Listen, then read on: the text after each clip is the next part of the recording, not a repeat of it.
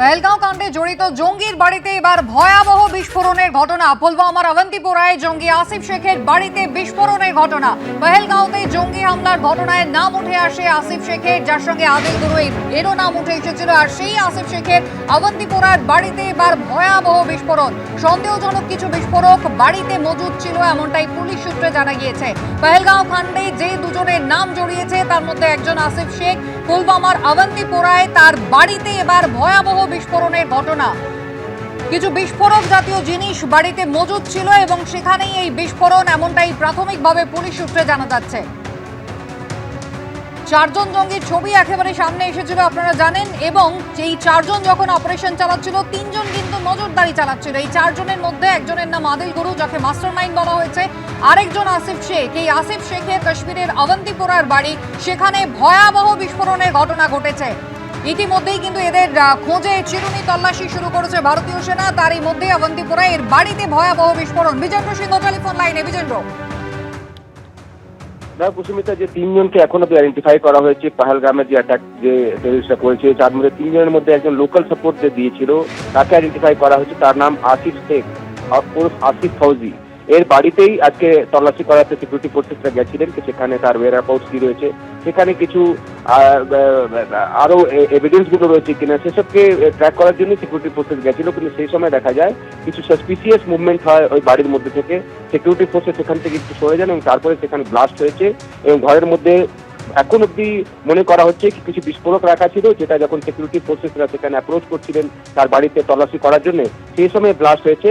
এখন অব্দি বাকি ইনফরমেশন গুলো আসেনি, কিন্তু সূত্র মারফত আমরা এটাই জানতে পারছি যে এখনো সিকিউরিটি ফোর্সেস ঘিরে রেখেছে সেই বাড়িকে। আসিফ শেখের বাড়িতে বিস্ফোরণ হয়েছে এবং তার বাড়ি অবন্তিপোরা ত্রালের এরিয়াতে রয়েছে, যেখানে সিকিউরিটি ফোর্সেসরা আজকে সকাল থেকে সেখানে যাচ্ছিলেন বাড়িতে তল্লাশি করার জন্য। কি সেখানে কখন লাশ এসেছিল এবং তার পরিবারের লোকগুলোর কাছে আরো কোনো ইনফরমেশন আছে কিনা, কেন কি এই তিনজনকে যদি কোনো সূচনা কেউ দেয়, সেক্ষেত্রে অনন্তনাগ পুলিশের তরফ থেকে 20 লাখ টাকার রিওয়ার্ড অ্যানাউন্স করা হয়েছে, যেহেতু তিনজনের কেস প্রকাশ করা হয়েছে।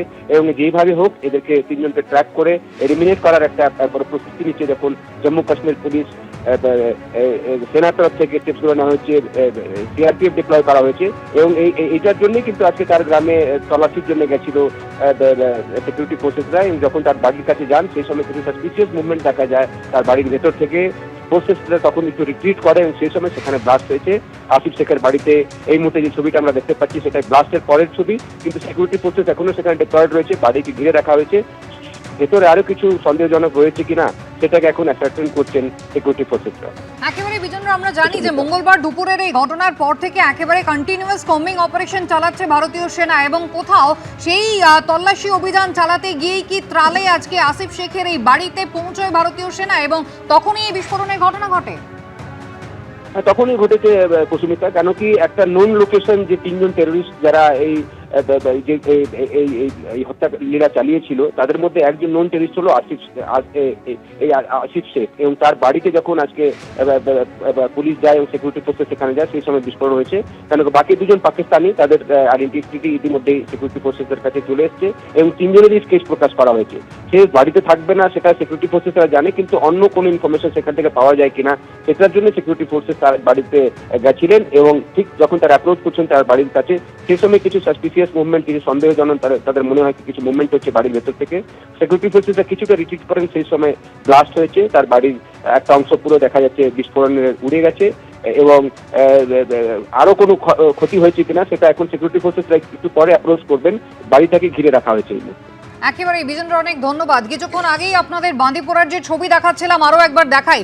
দেখুন, চিরুনি তল্লাশি কিন্তু চালিয়ে চলেছে ভারতীয় সেনা। সেই মঙ্গলবার দুপুর 2টো নাগাদ যে ভয়াবহ জঙ্গিখানার ঘটনা ঘটে পহেলগাঁওয়ে, তারপর থেকে কিন্তু সমানে এই চিরুনি তল্লাশি চলছে, যাতেই কিন্তু এই জঙ্গি আসিফ শেখ তার বাড়িতে বিস্ফোরণের ঘটনা ঘটে।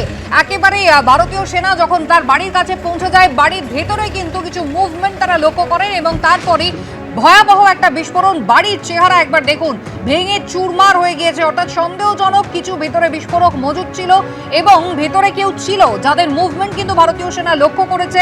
ভারতীয় সেনার উপস্থিতি অনুভব করেই কিন্তু এই বিস্ফোরণ ঘটানো হয়েছে, এমনটা প্রাথমিকভাবে মনে করা হচ্ছে। অন্যদিকে বান্দিপোরা সেক্টর, যেখানে আজাজ এলাকায় পরপর গুলির শব্দ কিন্তু শোনা যাচ্ছে। বেশ কিছুক্ষণ ধরে এখানে গুলির লড়াই চলছে। কিছু জঙ্গি জঙ্গলে লুকিয়ে রয়েছে এমনটাই এনআই সূত্রে খবর। জঙ্গল ঘিরে কিন্তু ভারতীয় সেনা অভিযান চালাচ্ছে।